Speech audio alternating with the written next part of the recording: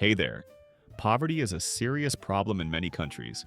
Millions struggle with low incomes, few opportunities, and the constant fight to survive. Naturally, one big question pops up. If money is the problem, why don't governments just print more of it? It sounds like an easy fix. Print cash, everyone gets rich, problem solved. But the truth is, it's not that simple. In fact, it can be disastrous. Let's break down why printing more money doesn't actually solve economic problems.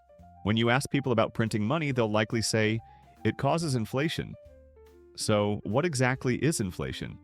Inflation is when prices rise because there's more money chasing the same amount of goods. It's tied to supply and demand. When supply stays the same but demand increases, prices go up. If this price increase becomes extreme, we call it hyperinflation. Let's make it simple. Imagine a loaf of bread costs $5. Peter, Stan, Quagmire, and Homer each have $5, and there are only 4 loaves. Perfect match. 1 loaf per person. Now the government prints more money, giving everyone an extra $5. Now each person has $10, but there are still only 4 loaves. People want more bread, but since the supply hasn't increased, the bakery raises the price to $10. In the end, everyone still buys just 1 loaf.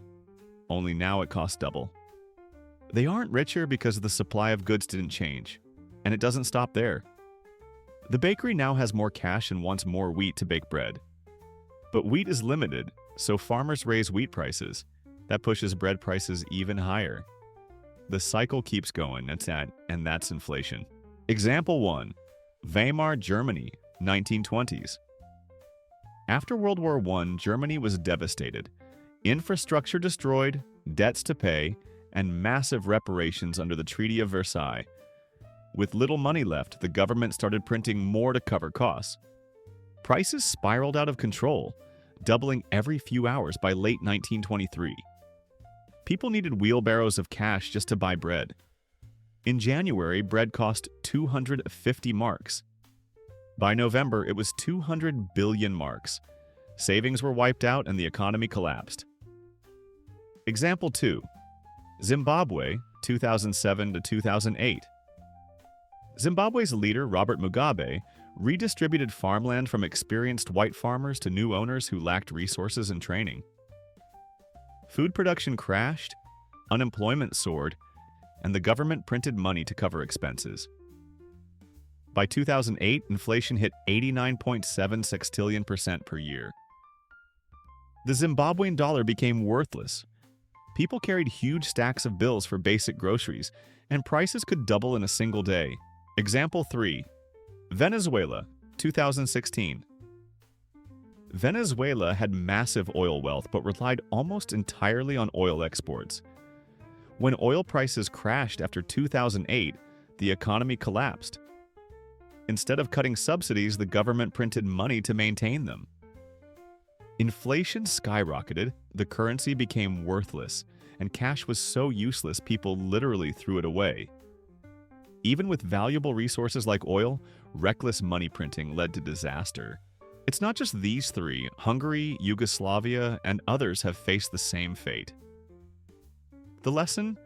Printing more money without increasing the production of goods and services only drives prices up. Money itself is just a tool. People want it because it can buy things they need.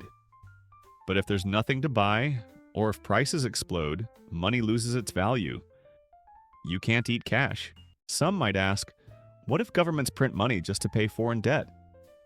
The problem is, other countries notice. When a nation prints more, its currency value drops. Creditors don't want devalued money because it reduces the real value of what they're owed. This destroys trust in the currency and damages the country's financial reputation.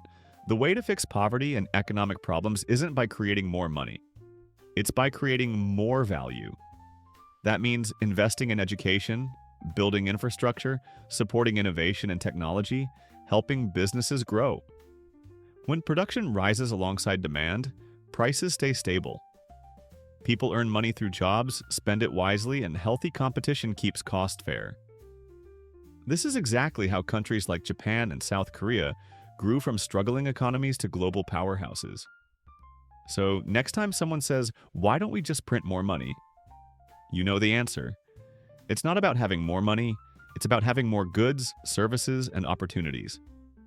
If you found this helpful, hit the like button, subscribe, and stay tuned for more economic explainers.